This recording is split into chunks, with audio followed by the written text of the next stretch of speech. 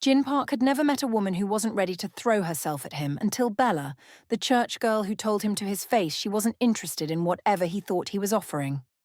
For the first time in a decade, Jin wanted something he couldn't purchase. And the woman carrying trays in a cocktail dress had just made herself the most dangerous thing in his world. What he didn't know was that falling for her would unravel a dangerous scheme, put a target on her back, and force him to choose between his empire and the one woman who made him believe redemption wasn't just a word people said in church. Welcome back, lovelies. This isn't a soft beginning.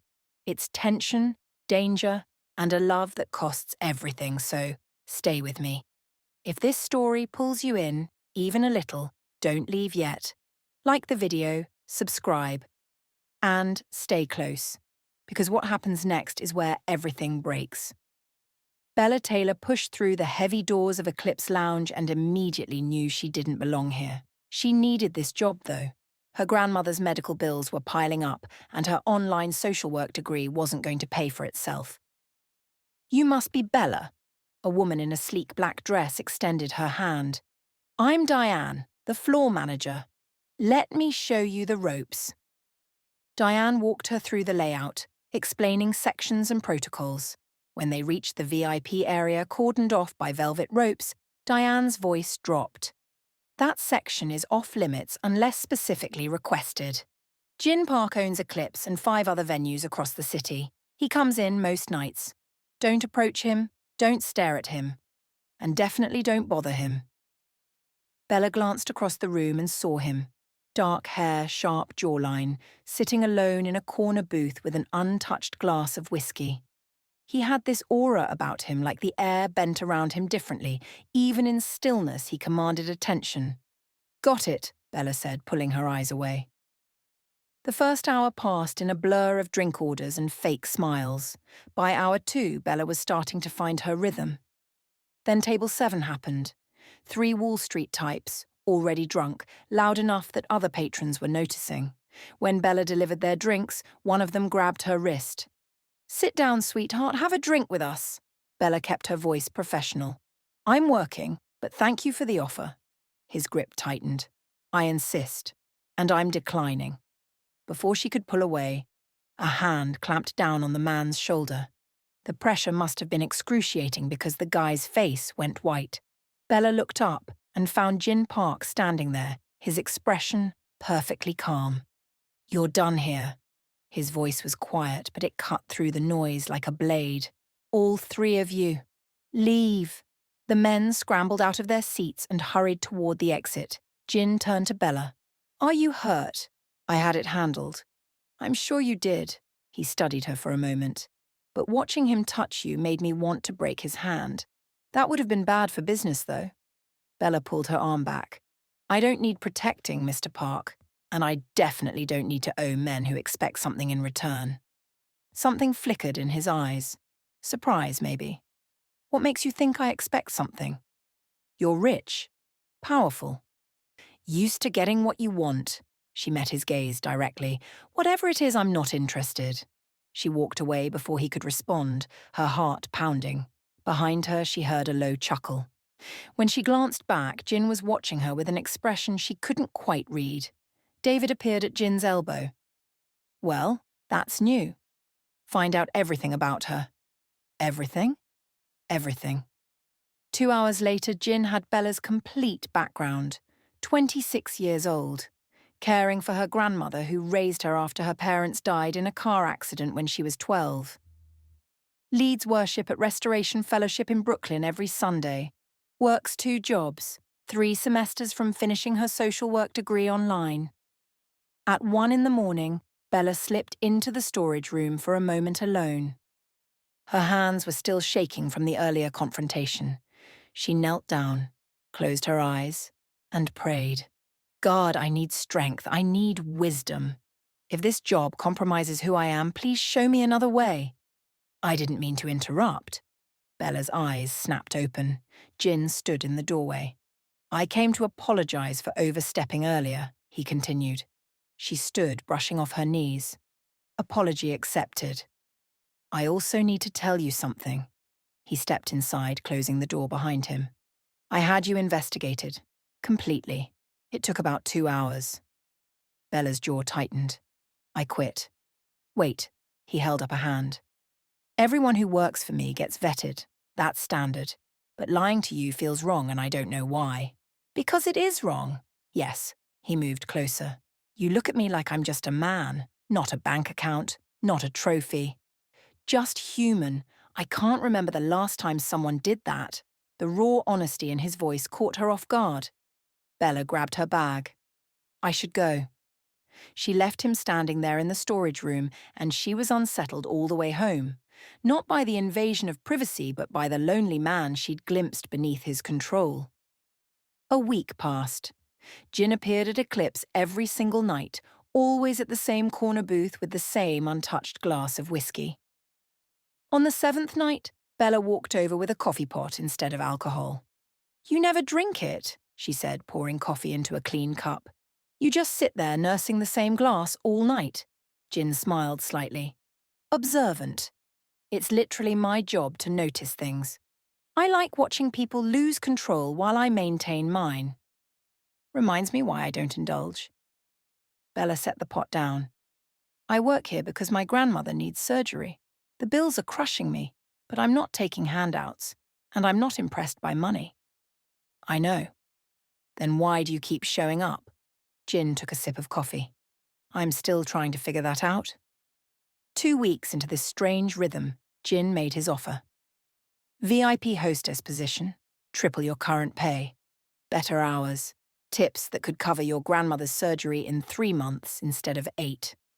Bella crossed her arms. What's the catch? No catch? It's a promotion based on merit. You have a savior complex, Mr. Park. I'm not arm candy, and I'm not a charity case. His composure cracked slightly. I'm trying to help you because watching you struggle when I could fix it is driving me insane. She stepped closer, voice low. I don't need saving, I don't need fixing, and I definitely don't need a rich man deciding what's best for me. Jin leaned in. I don't understand what's happening between us, but it's keeping me up at night, and I hate not understanding things. The air between them crackled. Bella walked away, pulse hammering. Jin watched her go, experiencing something sharp and unfamiliar. Women didn't refuse him like this, not without calculation. The realization that his power made him feel seen rather than untouchable unsettled him more than rejection ever had.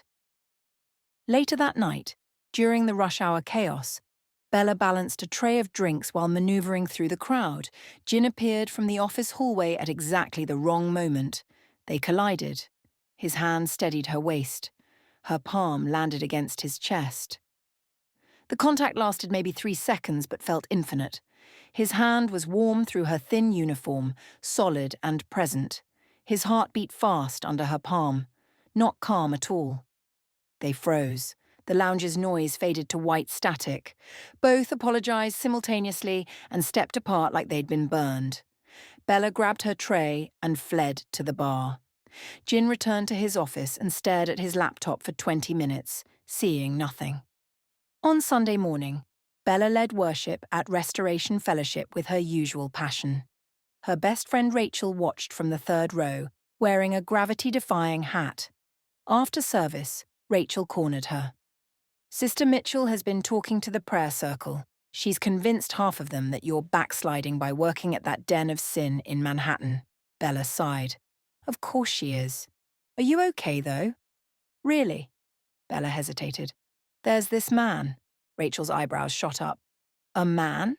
Not like that. He's my boss. Kind of. He owns the lounge. He's just intense. Watches me like I'm a puzzle he's trying to solve.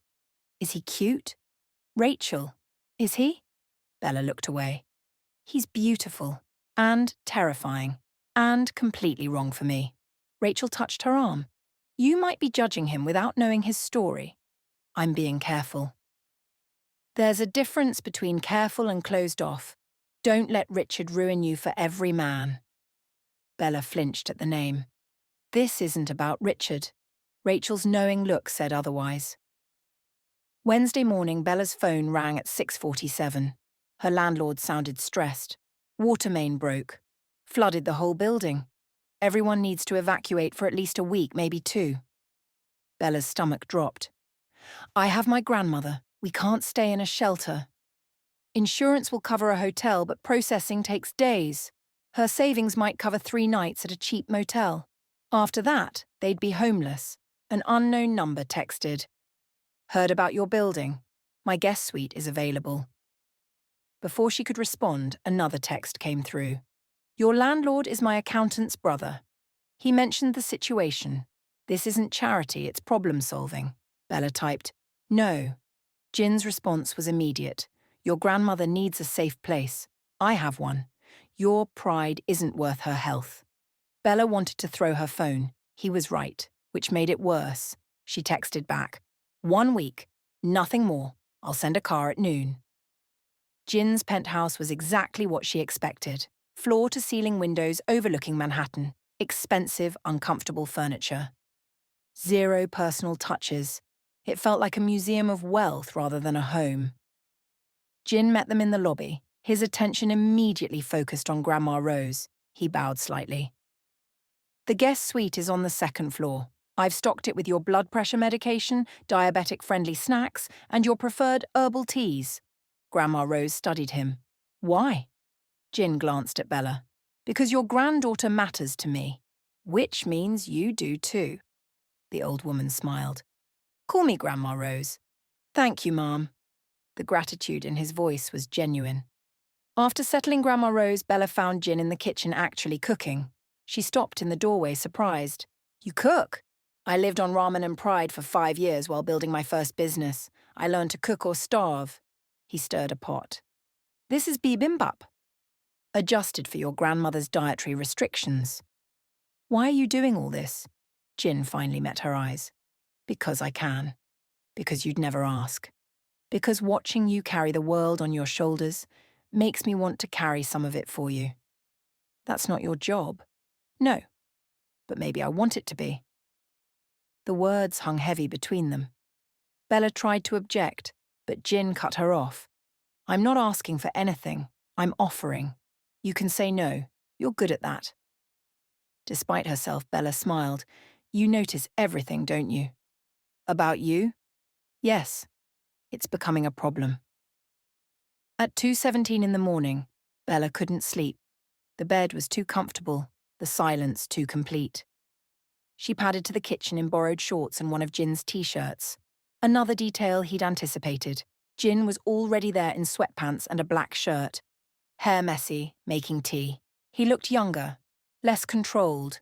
Without turning, he said, You pause before entering rooms, like you're not sure you're allowed. That's creepy. Occupational hazard.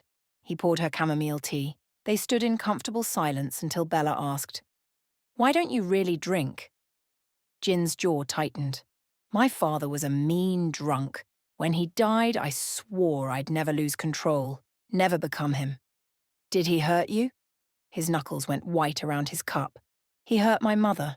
I was too young to stop it, so I got older, stronger, rich enough that no one could touch us again. Bella's heart ached. Your empire is built on protection. Started that way. Now it's just momentum I don't know how to stop. They drifted closer. Maybe you could learn. Jin's hand rose slowly to brush her jaw, giving her time to pull away. She leaned into the touch instead.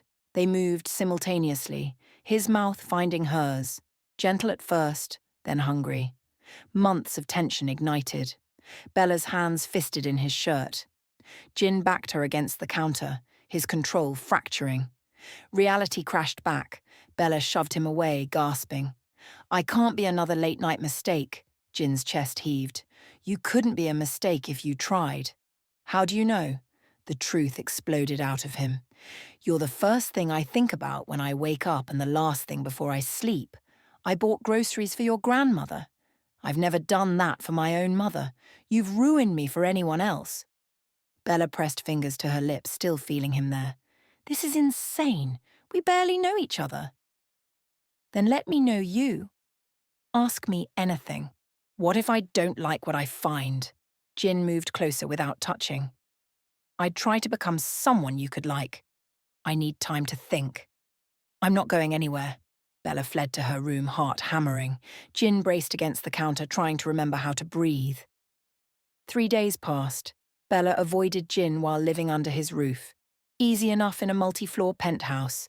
They exchanged polite good mornings and nothing more. The kiss hung between them, unmentioned but impossible to forget. Bella returned to work at Eclipse, needing normalcy. Instead, she found something darker. Diane sent her to Jin's office for printer paper. The door was open, Jin away handling another location. A file on his desk caught her attention. Her name was in the documents. She shouldn't look. She looked anyway. Financial records. References to the girl. Coded language about investments and insurance. Then she found it. Marcus Chen. Money laundering through Eclipse and Jade Dragon. Estimated 2.3 million over 18 months. Cover, VIP bottle service. Marcus Chen was Jin's business partner. Bella had met him once. Charming, smooth, everything Jin wasn't. And he was using Jin's clubs to clean dirty money. Did Jin know? Hands shaking, Bella photographed the documents with her phone. The office door opened. David stood there. His expression shifted from surprise to calculation. Looking for something. Printer paper. The door was open. Interesting place to look for paper. His smile didn't reach his eyes. I'm surprised to find you here. Bella left quickly, her mind racing. 3 days of agonizing silence followed. Bella prayed, asked God for guidance, wrestled with impossible choices. If Jin knew about the laundering, confronting him made her a threat. If he didn't know, telling him might endanger her. Either way, she was trapped. Every smile Jin gave her felt undeserved. Every kindness became a weight. By the 3rd day, she couldn't bear it anymore. Sunday evening. Grandma Rose was at a friend's apartment. The penthouse was empty except for them. Bella found Jin in his study. We need to talk. Jin immediately read her distress. He set aside his laptop. What happened? I should have told you sooner. I was afraid. His focus sharpened. Tell me. Bella pulled out her phone, showing him the photographs. I found these in your office Thursday night. I wasn't snooping, I swear. The door was open and I saw my name and I just looked and then I found this. Jin scrolled through the images. His expression went glacial. Absolute stillness masking chaos inside. Where exactly did you find these? Bella explained. Jin moved to the window in terrifying silence. Marcus is laundering money through your clubs, Bella whispered. I think he's been doing it for over a year. Do you know about this? Jin turned. How long have you known? 3 days. 3 days. His voice was controlled, too controlled. Why didn't you tell me immediately? I didn't know if you were involved. I didn't know if telling you would put me in danger. Jin crossed to her in 3 strides. Look at me. She did. I had no idea. Marcus handles the books. I manage operations. I trusted him. His jaw clenched. I'm an idiot. His hand found hers. Thank you for trusting me enough to tell me. You risked everything. His other hand moved to her back, thumb tracing her spine. The touch lingered too long, too intimately. Both noticed. Neither moved away. I should go, Bella whispered. Should you? Yes. Jin worked through the night, cross-referencing transactions. By dawn, he had enough evidence to bury Marcus. He also had a migraine and 3 missed calls from his mother. But one thought dominated everything. Bella saved him. Not his business, not his reputation. She saved him. The realization transformed everything. Sunday morning, 10:42. Jin stood outside Restoration Fellowship in a Tom Ford suit, feeling more out of place than ever in his life. Music poured through open doors. Drums, guitar, voices raised in harmony. Jin climbed the steps. Inside was controlled chaos. Kids running between pews, elders greeting with hugs, the smell of coffee and baking. Then he saw Bella on stage, eyes closed, head tilted back, voice soaring over the band. She wore a simple blue dress, natural hair in a crown of curls. Jin wasn't captivated by how she looked, but by how she believed. Every word carried weight. This was what made Bella different. What made her real? He slid into the back pew, transfixed. After service, Bella descended from the stage, laughing with the drummer. Then she froze. Jin sat at the back of the sanctuary. Rachel appeared at her elbow. "Girl, is that him?" "Shh, he's fine." "Rachel," Bella weaved through the dispersing crowd. "What are you doing here?" "I wanted to see what makes you different, what makes you real." "That's borderline stalking." "I looked up your schedule online." "Technically not stalking." Before Bella could respond, Pastor Adrian approached with an extended hand. "Welcome. I'm Pastor Adrian. Jin Park, I'm a friend of Bella's." "Any friend of Bella's is welcome here. Join us for lunch?" "He can't," Bella said quickly. "I'd love to," Jin said at the same time. Pastor Adrian smiled. "Wonderful. There's a soul food place around the corner." The restaurant crowded with post-church families. Pastor Adrian claimed a large table. Bella, Jin, Rachel, and 3 church elders squeezed together. Jin looked like an exotic bird among pigeons. Sister Mitchell leaned forward, eyes sharp. "So, Mr. Park, what do you do?" "I own several businesses, lounges primarily." "Lounges." Sister Mitchell's tone suggested she knew exactly what that meant. "That's where Bella works, isn't it?" "It is." "Interesting that you just happened to attend service today." Jin met her gaze directly. "I wanted to understand someone important to me. I can't do that without seeing what matters to them." Silence fell over the table. Pastor Adrian smiled. "Honest, I like that, especially in church." Rachel kicked Bella under the table. Bella kicked back. The meal continued. Jin navigated church politics with surprising grace, remaining honest without being defensive. After lunch, Jin insisted on walking Bella back. They compromised by both being stubborn and walking together. Brooklyn streets were alive with Sunday afternoon energy. Kids playing basketball, old men at chess tables, the smell of grilling meat and blooming flowers. "Did you grow up here?" Jin asked. Bella pointed out landmarks. "That corner store where Mr. Kim gave me free candy, that brownstone where my best friend lived before moving to Atlanta." "You love it here." "It's home, real home, not just a place to sleep." Jin was quiet. "I've never had that." Bella looked at him, surprised. "I grew up in Flushing," Jin continued. "Small apartment, thin walls. I could hear my father's fists through them. When I made money, I bought the biggest, quietest place I could find, but it never felt like home, just safe. I'm sorry. Don't be. It made me who I am." "And who is that?" Jin stopped walking, turned to face her. "I'm still figuring it out. I thought I knew. Businessman, self-made, in control. But lately I'm just a man who can't stop thinking about a woman who prays in storage rooms and tells him off in front of his staff." "Jin, you're the first person in a decade who's made me want to be better instead of just richer." "Why me?" His answer was painfully honest. "Because you have something I've spent my whole life trying to buy. Peace, purpose, something bigger than yourself.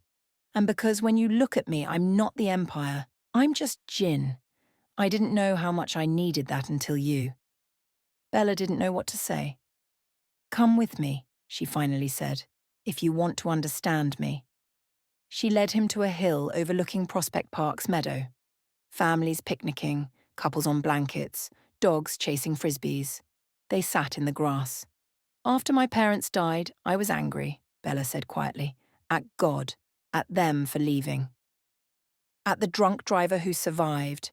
My grandmother brought me to this exact spot every Sunday after church. She said everyone here is carrying something, hurting something, hoping for something. I wasn't alone in my pain, just in a different chapter of the same story." Jin listened without interrupting. "She taught me faith isn't about having answers. It's about trusting there's meaning in the questions." "Do you still believe that?" "Most days, yes. Some days I fake it till I feel it. Faith isn't certainty. It's choosing to trust despite doubt." Jin stared at the park, something shifting in his expression. "I've spent my life eliminating doubt, controlling variables, building walls so high nothing could touch me. Then I walked through them like paper. Bella said softly. Yes, that terrifies me. Though not as much as losing you would. They sat in charged silence. The city hummed around them. I need time, Bella finally said. It's overwhelming. I know. I can't compromise who I am, not even for you. I'd never ask that, but maybe you could let me try to become someone worthy of you. You don't need to be worthy. You just need to be real. I'll try. They stayed until sunset painted the sky orange and gold, two people from different worlds trying to find common ground. Monday morning. Marcus Chen sat across from Jin in the Eclipse office, confident smile in place. He had no idea Jin spent the weekend dismantling his operation. We need to discuss expansion, Marcus began.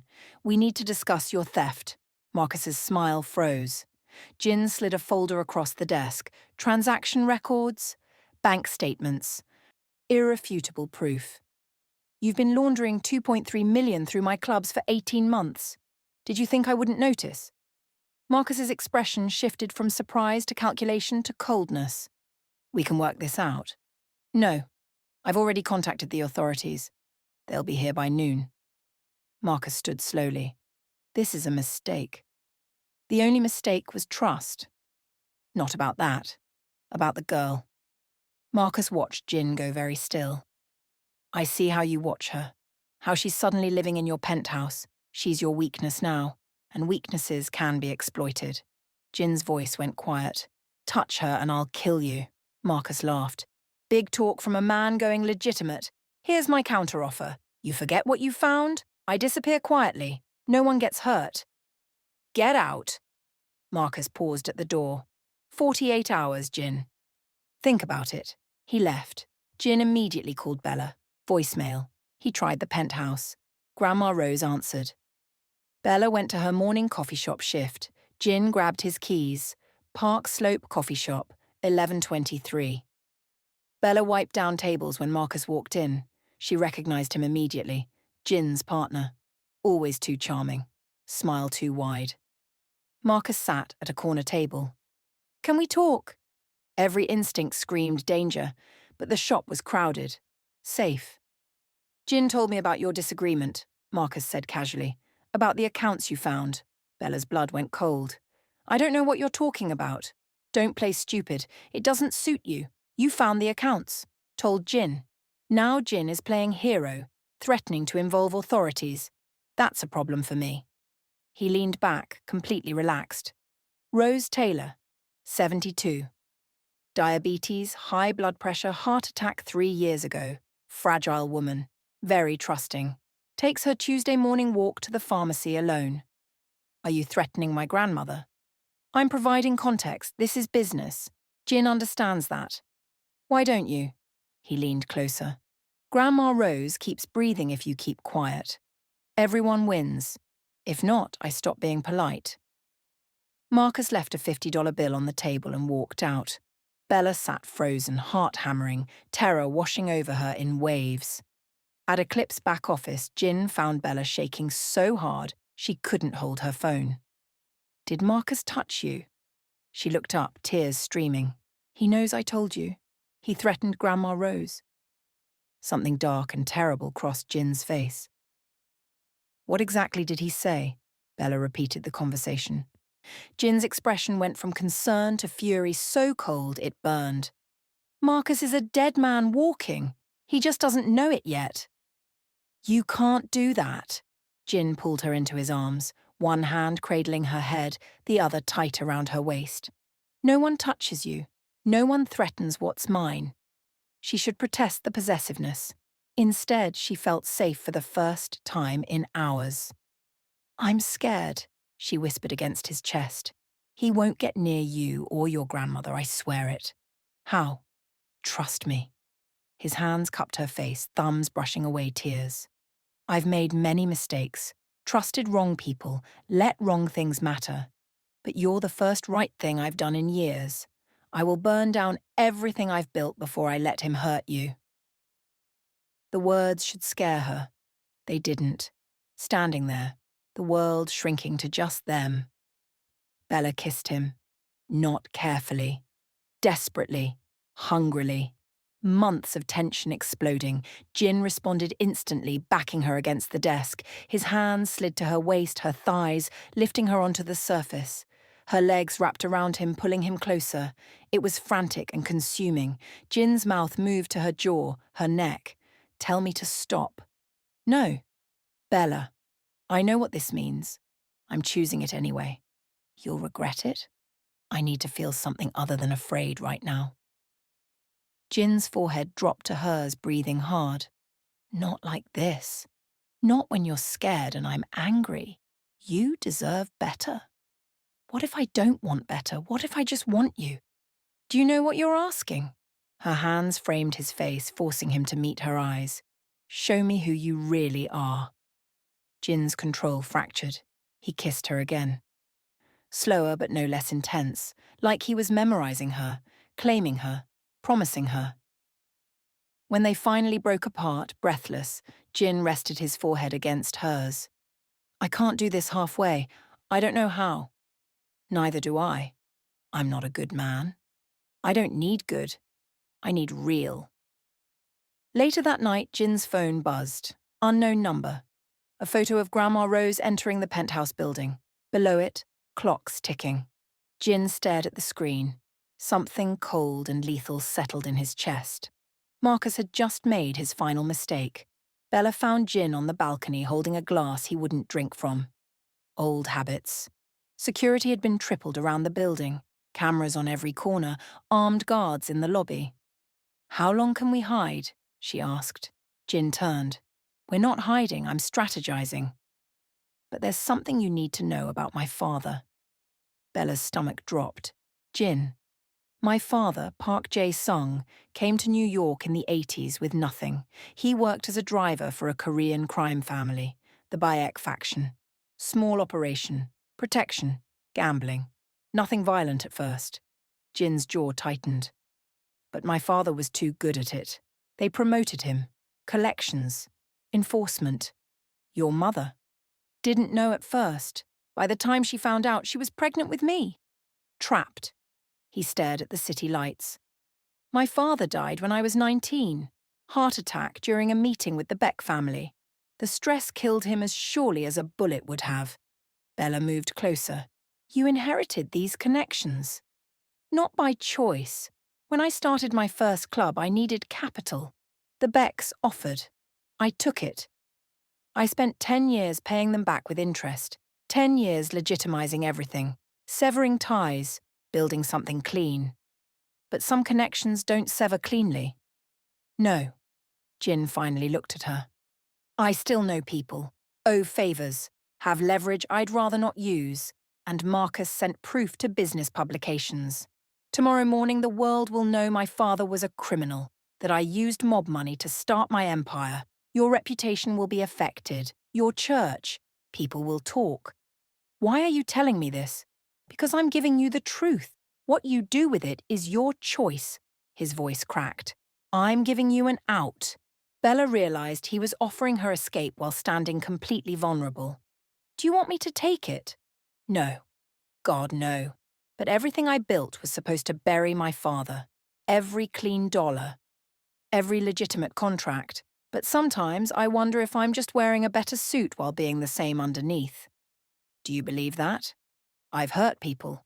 Not physically, but I've crushed competitors, exploited legal loopholes, done whatever it took to win. That's business, is it? Or is it just violence in a different form? Bella stepped closer into dangerous territory. My father wasn't perfect. He drank too much, had a temper. But he loved my mother and me. When he died, I could have let his flaws define him. I chose to remember his love instead. This is different. You're not your father. You're choosing something different. That matters. Does it? Why do you watch me? She asked softly. Jin's answer came raw and honest. Because you're the only real thing in my life. Everything else is transactions and masks, but you're just yourself. No performance. Does that matter? More than anything has in years. I don't deserve you. Jin whispered. Love isn't about deserving. It's about choosing. Bella moved closer. Are you asking if I'm choosing you? Even knowing everything? Yes. Then yes, I'm scared. But I'm choosing you anyway. Jin pulled her close, arms crushing her against him. I'll spend my life earning that choice. The next morning brought brutal headlines. Park empire built on blood money. Manhattan moguls' mob ties exposed. From crime to clubs, the dark truth behind Jin Park. Jin's phone exploded. Business partners demanding explanations. Investors threatening to pull out. Tabloids requesting interviews. He ignored everything, mind focused on the dangerous plan forming. Possibly illegal. Absolutely necessary. Bella sat in the guest room staring at her phone. 17 missed calls from church members. 6 from Pastor Adrian. Countless texts ranging from concern to condemning. Rachel's text was simplest. You okay? Everyone's talking. How do you define okay? Do you love him? Bella's fingers hovered. Yes. Then screw what everyone thinks. Fight for him. Jin entered the closed Flushing restaurant alone, hands visible, weaponless. 3 older men sat at a corner table, scarred, dangerous, radiating controlled violence. Mr. Beck gestured to an empty chair. You look like your father. I'm nothing like my father, Beck smiled. No, you're smarter, more dangerous. Marcus approached you. He offered information about your operations in exchange for protection. Beck leaned back. Interesting position you're in. Where is he? Here, waiting. Beck's eyes narrowed. What are your terms? I want Marcus gone, permanently, out of New York. In exchange, I sever all remaining connections. No more favors, no more debts. You never see me again. Silence fell. Then Beck laughed. What changed? I met someone worth more than power. Beck studied him. Love makes fools of everyone. Very well. But if you ever need us again, the price will be much higher. I won't need you. They brought Marcus out, bruised, bound, staring at Jin with pure hatred. You chose her over everything, Marcus spat. Yes. Pathetic. Jin leaned close. Enjoy Alaska. Marcus screamed threats as they dragged him away. Jin walked out of that restaurant and out of his father's shadow for the last time. Jin's lawyer Yuki arrived with Special Agent Michelle Torres from the FBI Financial Crimes Division. Your cooperation regarding Marcus Chen's money laundering has been noted, Torres said. But we need testimony, recordings, evidence of ongoing criminal activity. That's where I come in, Bella said quietly. Jin's head snapped toward her. No, Torres continued. Marcus has been trying to contact Bella. 6 calls, 4 texts. He wants to meet. Absolutely not. She'd wear a wire, Torres explained. Full surveillance, eyes on her the entire time. No, Jin's voice was final. Find another way. There is no other way, Bella said. After Torres and Yuki left, they argued. Jin insisted she couldn't do this. Bella said it was her choice, the only one that ended this. Jin's control cracked. If something happens to you, I won't survive it. Losing everything before was survivable. Losing you would destroy me completely. And watching you build walls around me would destroy me. I refused to live in fear. They compromised. Jin chose the location. Had separate security from the FBI. Bella wore Kevlar and a panic button. He'd be in the surveillance van hearing everything real time. And at the first sign of trouble, she ran. No heroics, no martyrdom. 3 days later at Jin's abandoned Red Hook warehouse, Bella entered wearing a wire and Kevlar. Panic button in her watch. Marcus stood in the center looking too relaxed. Bella, thanks for coming. What do you want? To make this simple. Your grandmother, sweet woman. Vulnerable routine. Tuesday mornings at the pharmacy. Alone. Very trusting. He smiled. I have surveillance footage. Detailed knowledge of her schedule. All of this disappears if Jin recants his testimony, drops the charges. That's witness tampering. That's negotiation. Marcus grabbed her arm, felt the Kevlar underneath. His expression shifted. Surprise to fury to calculation. "You're wired." In the surveillance van, Jin heard everything. The moment Marcus said, "wire," Jin was moving.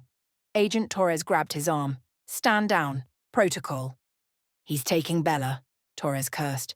"Then move. Go." Jin ripped free, heading for the warehouse. David and his private security followed. Inside, Jin burst through the main entrance. Marcus was dragging Bella toward the back exit. Their eyes met across the space. Everything slowed. Marcus turned, gun rising toward Jin. Bella screamed and threw her weight sideways, knocking Marcus's arm. The gun fired. Deafening. The bullet hit concrete. Sparks flew. Jin closed the distance in seconds, tackled Marcus. They crashed down hard. The gun skittered away. Bella scrambled for it, hands shaking, finally hitting the panic button. Marcus fought desperately, got his hands around Jin's throat, squeezed. Jin's vision darkened. Marcus suddenly released him, hands raised, surrendering as federal agents swarmed in. Then Jin saw him. Marcus's associate Carl emerged from the shadows, his gun aimed at Bella. Nobody moves or the girl dies. Time crystallized. Jin saw Carl's finger on the trigger. Bella frozen. Agent Torres 20 feet away with weapon drawn but no clear shot. A gunshot echoed, but not from Carl's gun. David shot from the side entrance. Weapon raised, perfectly aimed. Carl's shot went wild as he fell. The bullet grazed Bella's arm. A red line appeared, blood blooming against black fabric. She crumpled. Jin's inhuman roar filled the warehouse. He reached Bella in 3 strides, gathered her against him, hands frantically checking the wound. "I'm okay," she gasped. "It's just a graze." Jin wasn't listening. His eyes found Carl still alive, groaning on the ground. David's shoulder shot was non-fatal. Jin stood with terrifying calm, crossed to Carl, grabbed the fallen gun, aimed it at the man's head. Agent Torres started to intervene. Jin's finger hovered on the trigger. Every muscle tensed. The warehouse went silent. Federal agents frozen. Marcus handcuffed. Everyone watching Jin decide who he really was. Carl stared up in pure terror, blood pooling beneath his shoulder. "Please." "You shot her," Jin said coldly. "You pointed a gun. That means accepting consequences." "Jin, don't do this," Bella's voice cut through. "Please."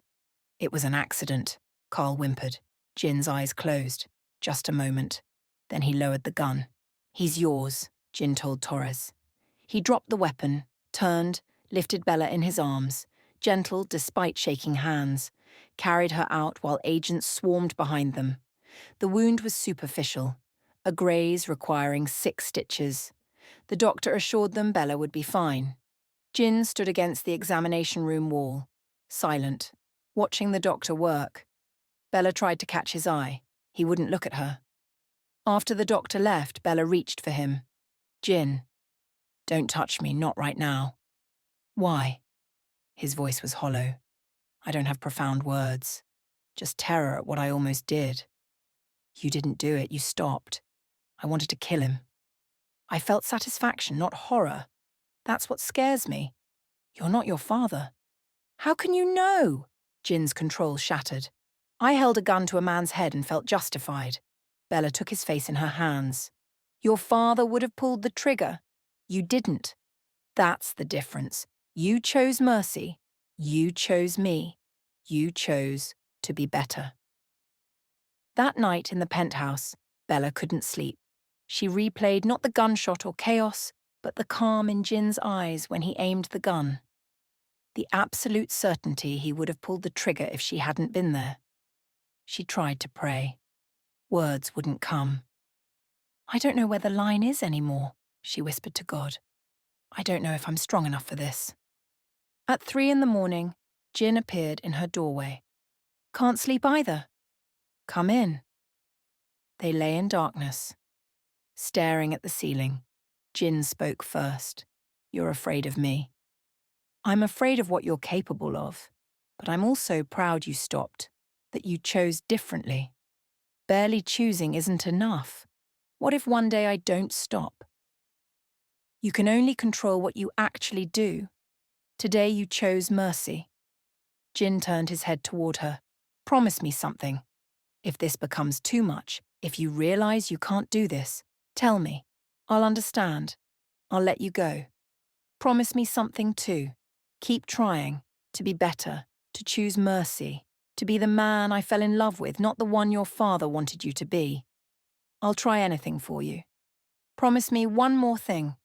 Tell me if I ever become too much. Jin squeezed her hand in the darkness. I promise. They fell asleep, hands clasped, fear and love tangled together. 2 weeks later, the water damage in Bella's apartment was fixed. She should feel relieved. Instead, she felt like she was leaving something vital behind. Grandma Rose found her staring at unpacked boxes. Is this about the boxes or Jin? Bella sank onto the couch. I keep replaying the warehouse, the gun, his expression, how close he came. He stopped. Because of me. What about next time? What if there is no next time? You can't spend your life afraid of might happens instead of grateful for what did. Grandma Rose sat beside her. Nobody's perfect. We all have darkness. The question is what we do with it. I'm scared of loving him so much it destroys me, of choosing him over everything I've believed, of being wrong. Do you love him? Yes. Does he love you? Yes. Is he good to you? To me? Yes. Then you're not choosing him over faith. You're choosing faith that love can redeem people, that broken things can be made whole, that God works through complicated men in expensive suits. At Restoration Fellowship, Pastor Adrian noticed Bella's disconnection during worship. Walking through the church garden afterward, he asked what was troubling her. I'm in love with someone complicated. I watched him almost become someone I didn't recognize. Did he become that person? Or did you just see a part that scared you? Bella considered this. The second one. I've been performing marriages for 32 years. The best ones aren't between perfect people. They're between people who see each other's worst and choose to stay anyway. That night at 2:47, Jin appeared at Bella's door looking wrecked. I can't sleep without knowing you're okay. Bella let him in. They sat on her couch in the dark. I'm tired, Jin said quietly, of fighting myself, of being afraid of ruining everything good, of being alone even when I'm not alone. I'm tired too, of overthinking, of protecting myself, of fighting this. Bella, I love you, completely, messily, even the parts that scare me. I'm done running from this, from you, from us. Are you sure? Because I won't let go if you choose me. I'm terrified, but I'm sure. Jin kissed her desperately. Months of fear and fighting dissolved into choosing each other despite everything. 6 months later, Brooklyn Youth Center New Horizons opened in a former bodega. Bella stood amid organized chaos, kids running, volunteers setting up computers, fresh paint smell mixing with possibility. Jin talked to contractors in his Tom Ford suit, looking out of place yet exactly where he needed to be. Rachel appeared at Bella's elbow. You're happy. Actually happy. I don't think I've ever seen that before. I am. Jin gave a speech about second chances and community investment. He thanked Bella publicly for believing in this neighborhood and in him, for showing him they could build something that matters. Later, pulling her into the back office, Jin kissed her slowly, thoroughly. What was that for? Bella asked breathlessly. For being yourself, for believing in this, for changing my life. I didn't change you. You showed me what life could be if I stopped being afraid. He tucked hair behind her ear. I have something to ask you, tomorrow, at Sunday dinner with your grandmother. Bella's pulse kicked. What? Just trust me. At Sunday dinner, after Bella cleared plates, Jin helped Grandma Rose to her chair. Then he knelt beside it. I love your granddaughter. She's made me want to be better, to build something real, to deserve the life she's offering me. He took Grandma Rose's hand. "I'm asking your permission to marry her." Grandma Rose studied him. "You'll make mistakes. You'll hurt her sometimes. Be the wrong man on the wrong day." "Yes, Mom, I will." "But will you keep trying? Keep choosing her? Keep being the man you want to be instead of who you were?" "Every day. I swear it." "Then you have my blessing." "But break her heart, I break your kneecaps." Jin crossed to Bella, who was crying with plates still in her hands. He took the plates, pulled out a ring box. "I planned something grander." "But you don't want grand gestures, you want real, honest, home." He opened the box. "Marry me. Build something real with me. Not perfect, but real. A life, a family, a future." "Yes," Bella was sobbing, laughing. "Yes." He slid the ring on her finger. They kissed while Grandma Rose whooped in the background. That night on Jin's balcony, Bella asked, "Are you sure I'm worth the effort?" Jin pulled her close. "I'm not marrying your potential. I'm not marrying who you might become. I'm marrying you. Right now. Flaws and fears included." 6 months later, the Taylor Foundation office opened in Manhattan. Modest but functional. The foundation offered free childcare for single parents returning to school, job training programs, tutoring for at-risk youth, emergency financial assistance for families in crisis. Rachel burst in. 17 new applications this week, 3 sponsorship offers, and the mayor's office wants to discuss citywide expansion. Jin transformed Eclipse Lounge, still operating as a high-end venue at night, but hosting after-school programs during the day. Kids did homework where businessmen made deals. "You've shown me business doesn't have to be just profit," Jin told Bella. "It can be purpose." Wedding planning proved chaotic. Sister Mitchell had opinions about everything. "Has Jin been baptized?" she asked. "His spiritual journey is between him and God," Bella replied firmly. Jin admitted to Bella he'd been attending Tuesday Bible studies with Pastor Adrian. "Theological debates where I argue, he laughs, and I leave more confused than when I arrived. You're trying, even when it's uncomfortable, not for me, for yourself. I'm just the excuse you needed to start." During one Bible study, they discussed the prodigal son. Jin offered insight that surprised everyone. Forgiveness isn't about deserving. If it was, nobody would receive it. The son knew he didn't deserve welcome. He prepared a servant speech. But the father didn't let him finish.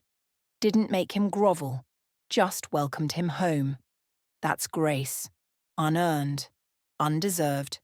Freely given. Pastor Adrian smiled. "You understand better than you think. I understand it theologically. Accepting I deserve it? That's harder." Pre-marital counseling with Pastor Adrian proved intense. "Why are you marrying Bella?" he asked Jin. "She makes me want to be better. I want to spend my life trying to be the man she deserves." "That's not enough. Marriage isn't about becoming better for someone else. It's about growing together, building something bigger than individual improvement. You're not Bella's project. You're her equal, flawed, struggling, but equal." He turned to Bella. "Are you marrying who Jin is? Or who you hope he'll become?" Bella thought honestly. "Both. I love who he is now.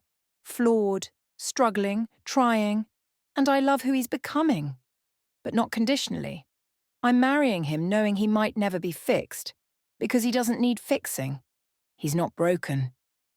The day before the wedding, Bella stood alone in the decorated church. Tomorrow promised forever. Pastor Adrian found her. "Tomorrow everything changes.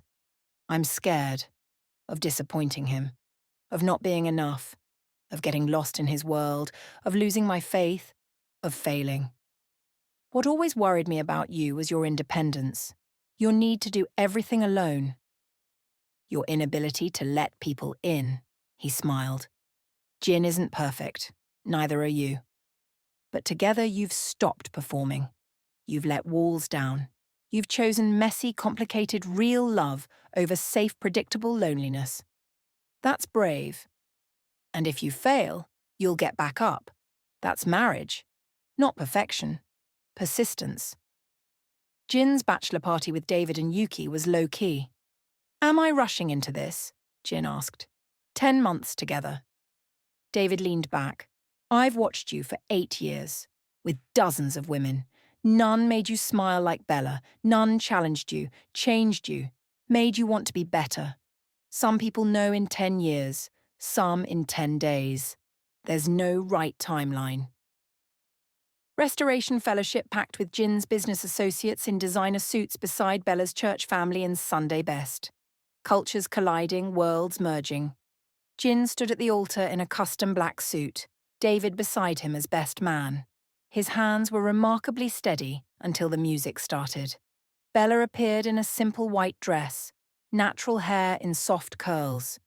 Devastating. No pretense, no performance. Just Bella walking toward him with tears and a smile lighting up the entire church. Their eyes locked. Jin's composure cracked. A tear slid down his cheek. During vows, Jin promised, I'm not perfect. I'll mess up, disappoint you, be the wrong man at the wrong time. But I'll never stop trying, never stop choosing you, never stop believing I'm the luckiest man alive because you chose me too. You made me believe in something bigger, in grace, redemption, love that doesn't keep score. I promise to love you with everything, honor your independence, support your dreams, be your partner, not your project. Spend every day grateful you saw something worth saving. Bella vowed, you were the last man I should have fallen for. Wrong everything, but the first who truly saw me. You've taught me love isn't perfection but persistence. Choosing someone daily, especially when it's hard. Grace isn't just a church word but daily practice. Sometimes the best gifts come in unexpected packages. I promise to love you right now. Flawed, complicated, trying. Not your potential or future self. I'll challenge you and support you. Maintain my independence while building our interdependence. Never stop praying even when you roll your eyes. Spend every day grateful God brought you not to fix or save, but to love exactly as you are. They exchanged simple rings, gold for Bella, platinum for Jin, both crying openly. Pastor Adrian pronounced them husband and wife. Jin cupped Bella's face, thumbs brushing tears. Hello, wife? Their kiss erupted applause. Walking back down the aisle, as Bella Taylor Park and Jin Park, Jin pressed his forehead to hers. We did it. No going back. I wouldn't want to. Eclipse Lounge transformed with elegant tables, string lights, and a dance floor. Speeches flowed. David told embarrassing stories. Rachel made everyone cry. Grandma Rose gave wisdom mixed with threats. The first dance was gospel-infused jazz. At last. Jin promised Bella the rest of their lives as they swayed, lost in each other. Their honeymoon took them to Seoul visiting Jin's family roots. Then 2 weeks at a beach house. Time to just be. In a small Seoul church, they lit candles for Jin's mother and Bella's parents. Jin fumbled through prayer, thanking God for Bella, for second chances, for making something beautiful from something broken, for showing him redemption is real. 1 year later, at New Horizons Community Center No. 3 ribbon cutting in the Bronx, Bella stood 7 months pregnant, glowing with purpose and life. She told the crowd, community isn't built in boardrooms but in spaces like this, providing childcare, tutoring, crisis help, where people like me and Jin from different worlds found each other with the same hope. Jin watched from the side, pride radiating, hand on Bella's swollen belly where their daughter Grace kicked. Grace, named for what brought them together. After the ceremony, Jin pulled Bella close, hand on her belly. Do you still think I was a mistake? Bella looked at this complicated, redeemed, trying everyday man and smiled. You're my miracle. Grace is the miracle. I can have two. They stood surrounded by the community they'd built, life they'd created, love they'd chosen. Not perfect, but real. And that was everything. Some love stories don't end. They leave scars, choices and consequences that follow long after the last word. If this one stayed with you, don't walk away yet. Like the video, subscribe, and tell me in the comments. Would you have made the same choice Bella did?